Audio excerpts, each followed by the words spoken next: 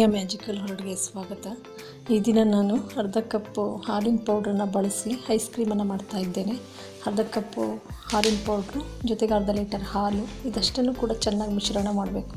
ಏಕೆಂದರೆ ಗಂಟಿರಬಾರ್ದು. ಚೆನ್ನಾಗಿ ಮಿಶ್ರಣ ಮಾಡಿ ನಂತರ ಕಾಯ್ಲಿಕ್ಕಿಡಬೇಕು.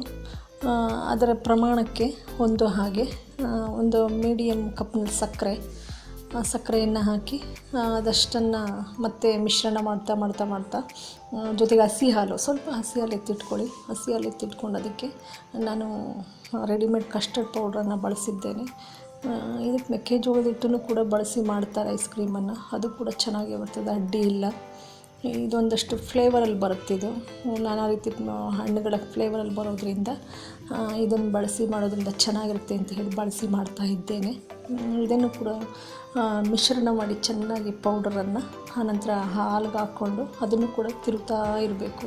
ಸ್ಟವ್ ಮೇಲಿಟ್ಟು ಚೆನ್ನಾಗಿ ತಿರುಗ್ತಾ ಇರಬೇಕು.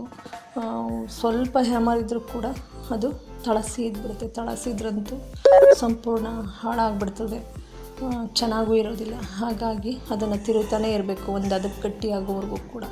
ಅದು ಒಂದು ಹದಕ್ಕೆ ಗಟ್ಟಿ ಆದಮೇಲೆ ಅದನ್ನು ಕೆಳಗಿಳಿಸಿ ಸ್ಟವ್ವಿಂದ ತಣ್ಣಗೆ, ಅಂದರೆ ಸಂಪೂರ್ಣ ತಣ್ಣಗಾಗಬೇಕು. ತಣ್ಣಗಾದ ನಂತರ ಅದಕ್ಕೆ ವೆನಿಲಾ ಎಸೆನ್ಸನ್ನು ಅರ್ಧ ಸ್ಪೂನು ಇಲ್ಲ 1 ಸ್ಪೂನು ಅಷ್ಟರ ಪ್ರಮಾಣದಲ್ಲಿ ಅದನ್ನು ಬೆರೆಸಿ ಅದನ್ನು ಮಿಕ್ಸಿಗೆ ಹಾಕಿ ಚೆನ್ನಾಗಿ ನೊರೆ ಬರೋ ಹಾಗೆ ಅದನ್ನು ರುಬ್ಕೋಬೇಕು.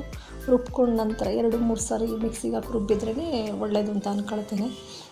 ತದನಂತರ ಏರ್ ಟೈಟ್ ಕಂಟೈನರ್ ಏನಿದೆ ಅದಕ್ಕೆ ಹಾಕಿ ಮೇಲೆ ಪಾಲಿಥೀನ್ ಕವರನ್ನು ಹಾಕಿ ಅದ್ರ ಮೇಲೆ ಮುಚ್ಚಳ ಮುಚ್ಚಿ ಫ್ರೀಝರ್ಗೆ ಇಟ್ಬಿಡಬೇಕು.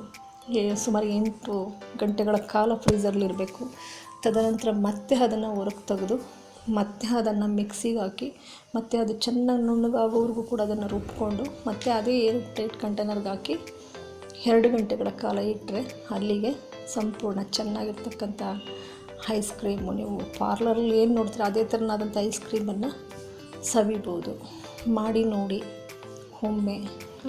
ನನ್ನ ರುಚಿಯನ್ನು ಕೂಡ ನನಗೂ ಕೂಡ ಲೈಕ್ ಕೊಡಿ, ಶೇರ್ ಮಾಡಿ, ಸಬ್ಸ್ಕ್ರೈಬ್ ಮಾಡಿ. ಪ್ಲೀಸ್ ಧನ್ಯವಾದಗಳು.